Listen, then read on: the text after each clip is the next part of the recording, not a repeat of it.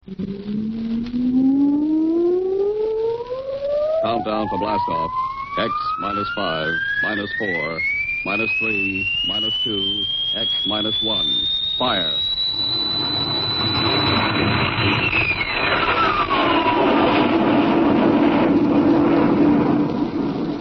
From the far horizons of the unknown come tales of new dimensions in time and space. These are stories of the future, adventures in which you'll live in a million could-be years on 1,000 maybe worlds. The National Broadcasting Company presents X minus one.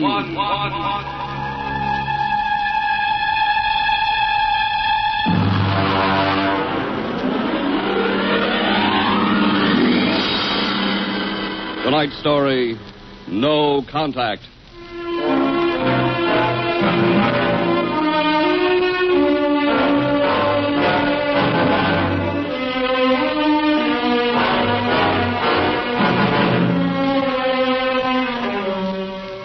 It was in the year of 1982 that spacemen first discovered the Great Galactic Barrier.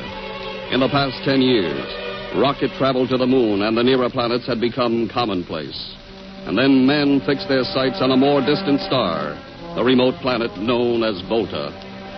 5 exploratory ships went out, and none came back, each in turn disappearing mysteriously at the same vanishing point, at an invisible wall somewhere in the vast outer reaches that became known as the wrecker of spaceships, the Galactic Reef. And yet, the explorers refused to admit defeat. It was on June the 2nd, 1987, that the rocket Star Cloud made ready for takeoff, the 6th to attempt to crack the barrier and win through to Volta. Now hear this. Condition green. 2 minutes to blast off. Condition green. 2 minutes to blast off. Well, Lewis, this is it. I don't suppose you'll be needing the ship's doctor up here on the bridge during blastoff. I think not, Smitty. There's little chance of acceleration bends in these new overdrive ships. I'll be in my office then, counting vitamin pills if you need me. It's only a few steps. Good luck, Lewis. Thank you, Smitty. Lieutenant Collier. Yes, sir? You're relieved. You'd better get down to navigation control and take over. Yes, sir. Lieutenant. Yes, sir? We've never flown together before. This is your first flight in a space vessel as big as the Star Cloud. Yes, sir, but I was trained in oversized jobs at the Naval Academy. Well, if you're half as good a navigator as your father was, you'll do fine. Thank you, sir. Did you ship out with my father? I served under him on one of the first rocket runs to the moon. I see. I almost went along on his last trip to the barrier. Too bad about that. Yes, sir. That's all, Collier.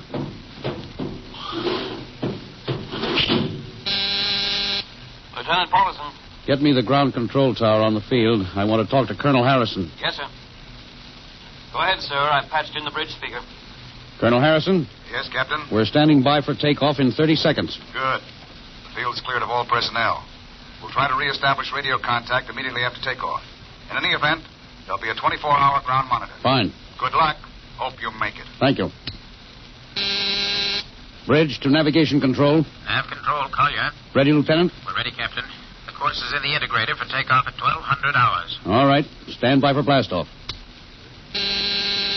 Bridge to engine room. Fire up your rocket chambers. Take off at exactly 1200 hours. I'll read you off.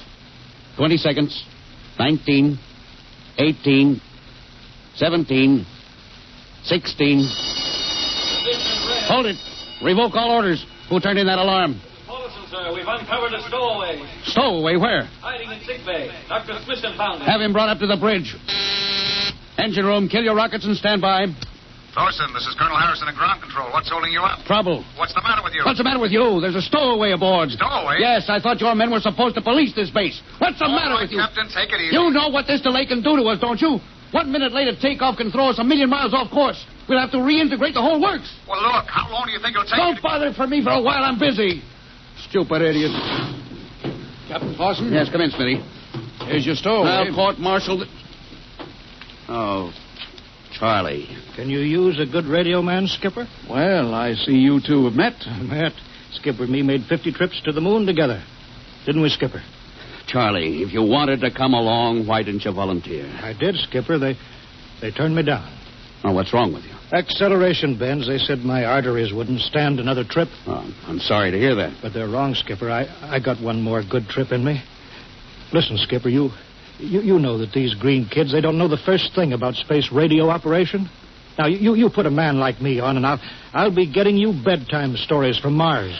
Charlie, you know the regulations as well as I do. I can't take you much as I'd like to. Colonel Harrison will murder me for this. Well, I'm sorry, Charlie. I'll have you put aground.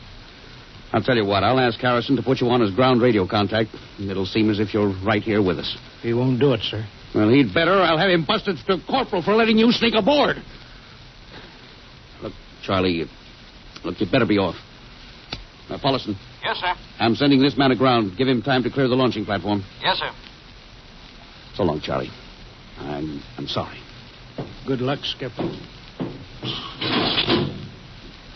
I thought you were going to have him drawn and quartered. If it had been anyone else, I would have, Smitty. But Charlie, well, he's kind of special. He's been with me since my first command when we began the regular run to the moon. And if he wanted to come along this time, well, it's only through loyalty to me. You know, Lewis, I didn't realize it before, but you're almost human. Captain Dawson, nav control, Collier. Oh, yes, Lieutenant. How badly are we fouled up? Can you recalculate the course, or shall I cancel the takeoff? I've already plotted a new course on the integrator, sir. If we take off in exactly 30 seconds, we'll need to correct for only a 1-degree deflection. I can do that before we breach the stratosphere. That's quick work. Are you sure? Yes, sir. Positive, sir. All right, Collier. I'm putting it in your hands. We'll blast off on your signal. Bridge to engine room. Prepare to blast off on navigator's signal.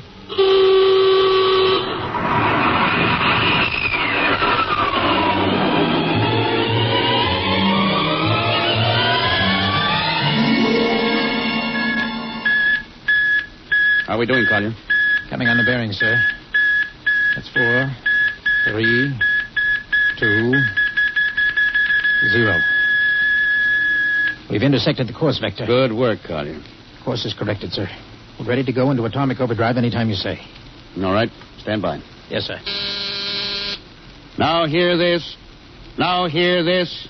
Prepare for maximum acceleration. Bridge to engine room. Kill your rockets. Rockets out. Fire up number 1 cyclotron.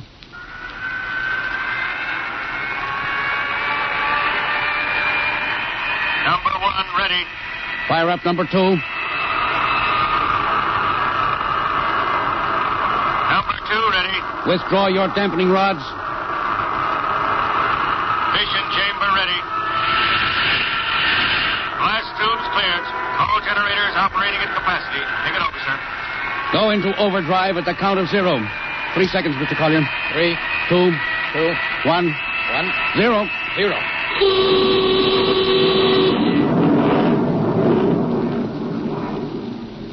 How are we doing, Collier? On course, sir. She's running hot and true. My compliments, Lieutenant. This job would have done your father credit, and he was the best navigation officer I ever saw. Oh, thank you, sir.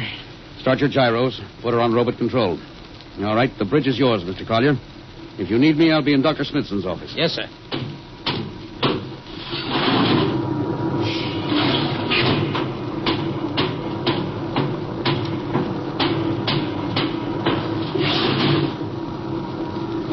I see you got us off the ground. You can thank young Collier for that.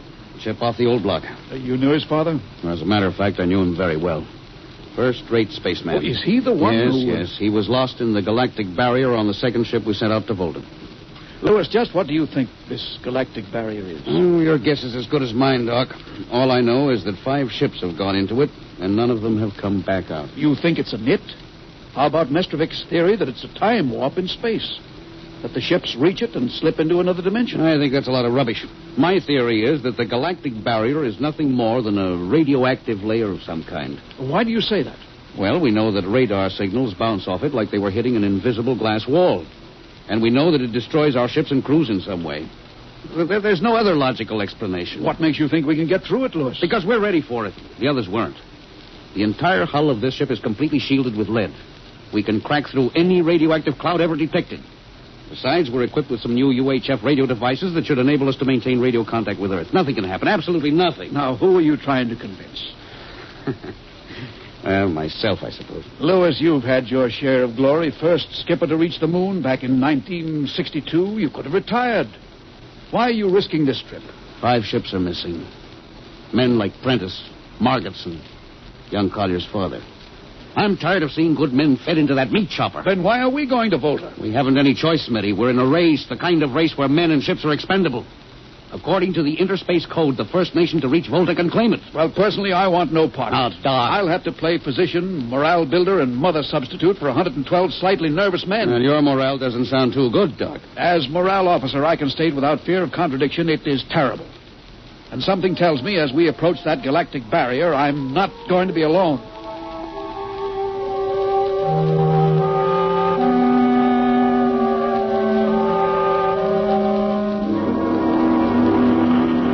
Hello, Earth.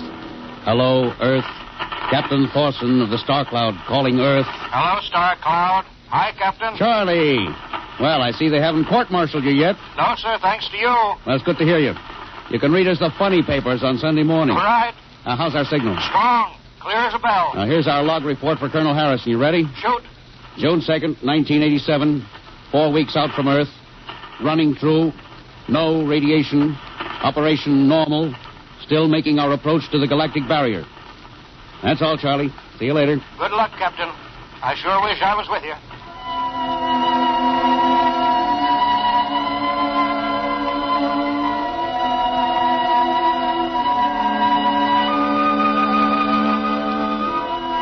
How's the morale, Smitty? The men know we're getting closer to the barrier. They're beginning to show a little tension, Lewis. Well, how's their physical condition? Any sickness? About half the crew has come down with space blues. I was afraid of that. Are they bad? Same as usual. Lips and hands with a bluish cast. Eyes are sensitive to infrareds. I don't know. When I first started flying these tin cans, nobody ever heard of space blues. Well, now there's a theory it's caused by the terrific acceleration of atomic overdrive.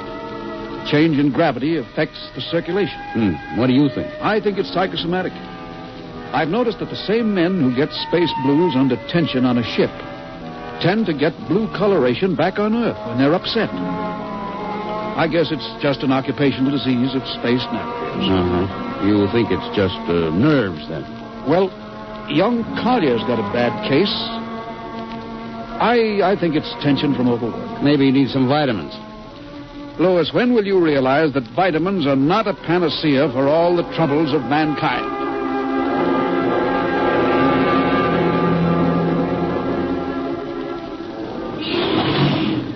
Sir, I understand that you relieved me from duty. Well, Dr. Smithson says you aren't looking very well, Collier. I'm giving you a rest. Sir, I feel perfectly able to continue. Your lips are as blue as Minnetonka. Captain, I'd like to remain at my post. Don't be foolhardy, Lieutenant. I'm not being foolhardy, sir. I have a special, personal reason for wanting this expedition to reach Volta. Your father? You think he might still be alive? I have to find out what happened, sir. I think I understand. Very well, Collier. Report back to duty.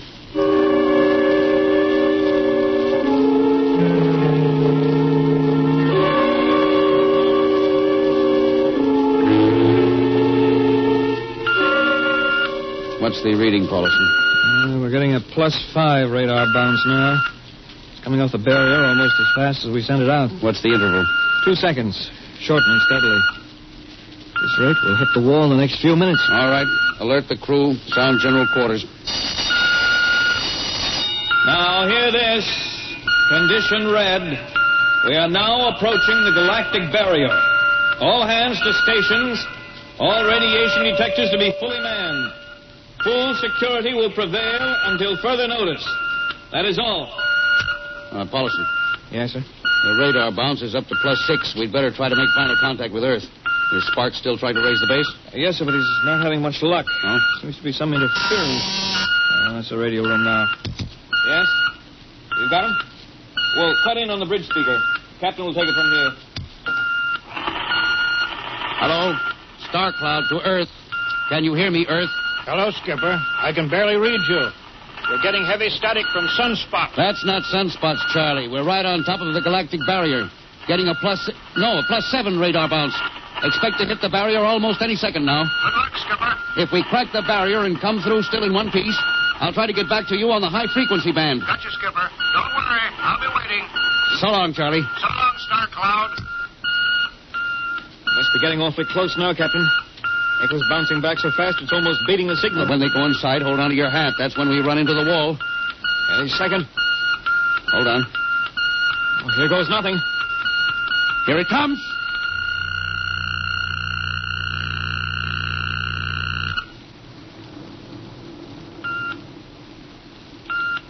Captain,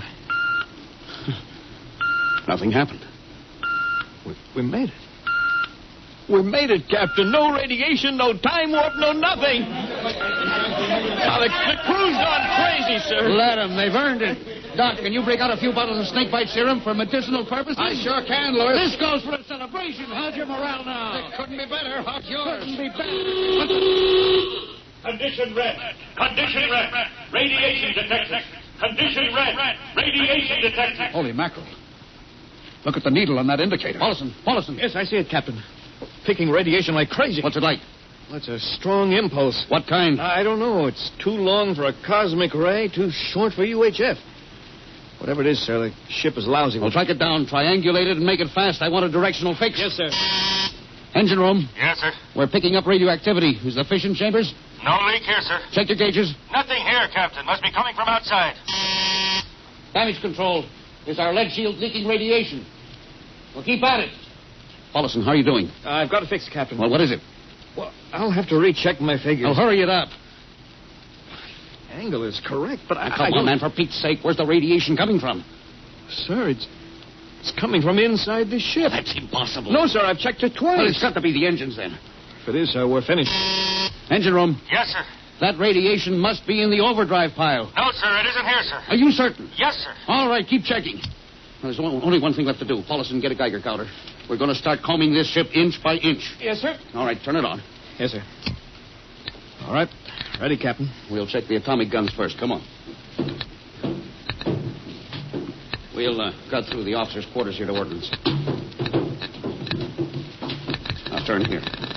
Oh, wait a minute, sir. Huh? What is it? The signal's weaker now. Yeah. Let's go back. Hold it. Seems strongest right about here. Doesn't make sense. Whose cabin is this? Lieutenant Collier's. Collier? Oh, he's down in that control, sir. Oh, try the door. It's not locked, sir. Oh, it's in here, all right. Listen to that counter. Strongest over here. Open that wall cabinet. It's locked, Oh, sir. smash it. Shut off that Geiger counter. Now, what do you make of this, Paulson? Well, it looks like some sort of portable transmitter, sir. Must be foreign manufacture. I don't recognize the calibration symbols at all. I've never seen anything like it. Which raises a small question. What is Lieutenant Collier doing with a transmitter in his cabin? I don't know, sir. Well, I intend to find out, Paulson. Get down to nav control and bring Collier up to the bridge on the double. Well, hadn't we better find some way to shut this thing off first? I know a way.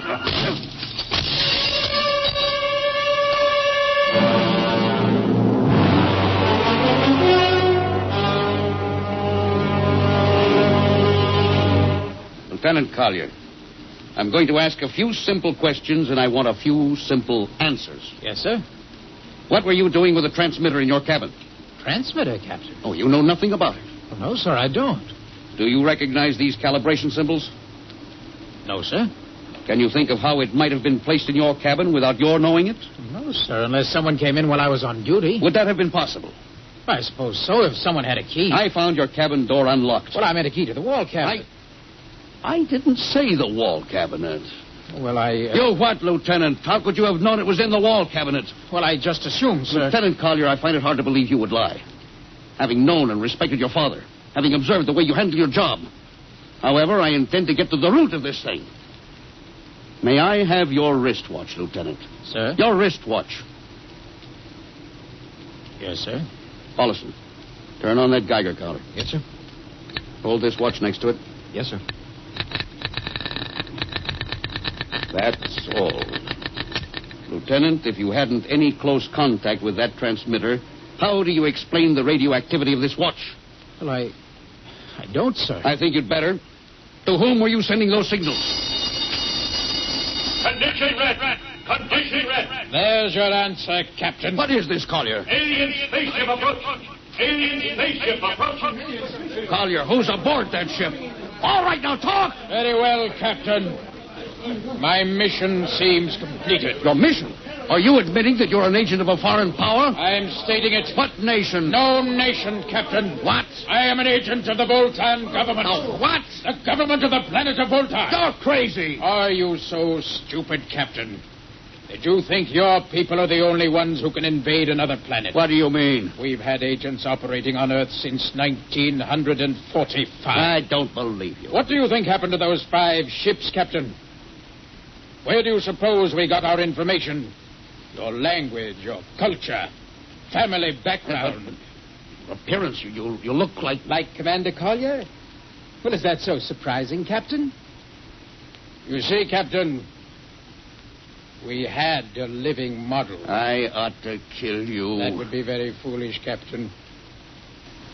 I would advise you to surrender without delay. Alien ship now coming in water range. I'll deal with you later, Collier. Paulison? Yes, sir. Put this man in irons. Take him away. Don't worry, sir. We'll take good care of him.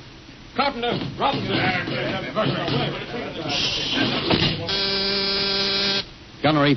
Gunnery, Richardson. What's the range? 10,000 meters. They're closing fast. Put your guns on radar tracking. Tracking. Coming on the bearing.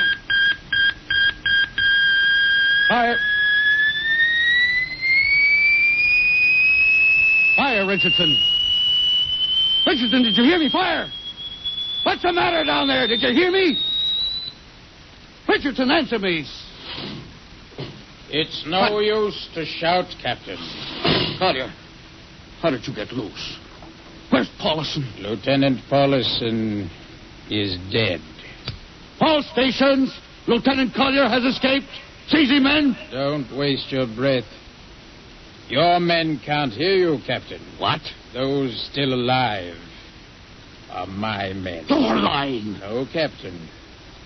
Every ship that has ever left Earth was controlled by a Voltan crew. That's impossible. Those were hand-picked men. Handpicked by us. I don't believe you. No? Then why not call for help? Carpenter, Robinson, Haley, report. You see, Captain? Carpenter, Robinson, Haley. It's quite useless, Captain.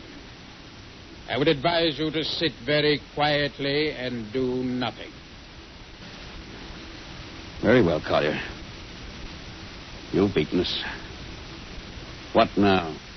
The ship will be taken to Volta for, shall we say, further experimentation. I see. Of course, there's one thing you hadn't counted on. Just what is that, Captain?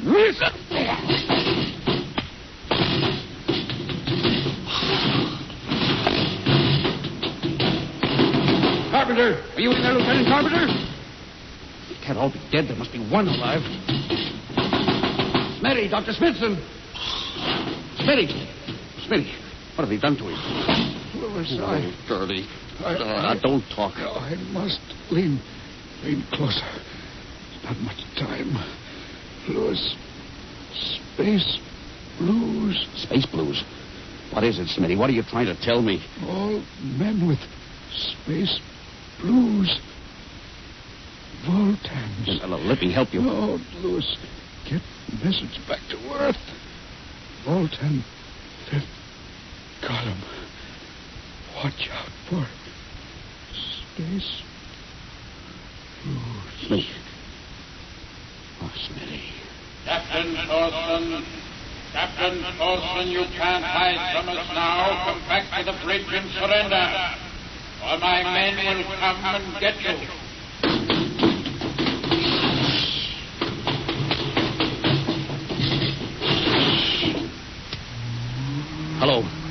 Hello. Star Cloud calling Earth. Please, God, let me get through. It's too late. Hello. Star Cloud to Earth. Come in, please. Come in, please.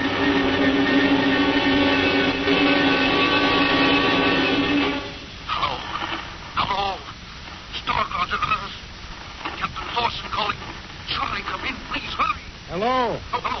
me, Charlie. Skipper, is that you? Are you getting my signal? It's coming in a little louder now, Skip. Keep sending. Now, look, Charlie, listen to me. Not much time. Get word to Colonel Harrison. Crew mutinied.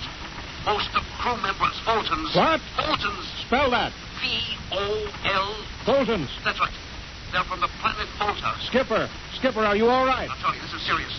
They'll be here any second. Now, listen, they have a fifth column on Earth. They're planning to invade you. You mean it? Of course I mean it. Tell Harrison, posing as humans. You can detect them by space blues. You got that? Only Fultons get space blue.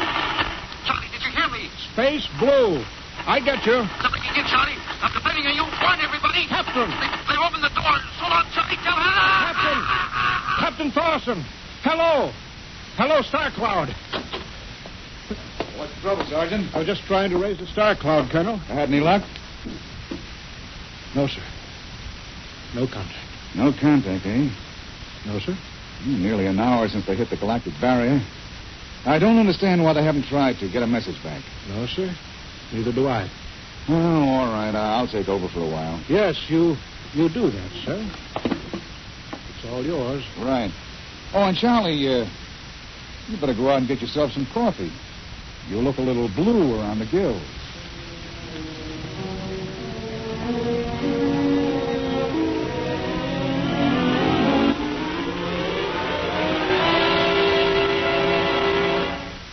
Tonight, X-1 has brought you No Contact, written by George Lefferts from an original story of Lefferts and Ernest Kinoy.